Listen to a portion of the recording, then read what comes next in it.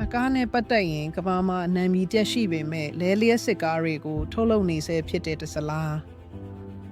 ဟာရင်းတို့ရဲ့လျှက်စစ်စီမီထရက်ကားဖြစ်သည့်တစလားစစ်မီအတွက်အစင်းမြင့်တင်ထားသောဒီဇိုင်းကိုထုတ်ဖော်ပြသခဲ့ပြီး2026ခုနှစ်ရဲ့ဒုတိယနှစ်ဝက်တွင်နေရဒါစက်ယုံမှာအများအပြားထုတ်လုပ်မှုကိုစတင်ရန်ထပ်မံအတည်ပြုခဲ့ပါတယ်။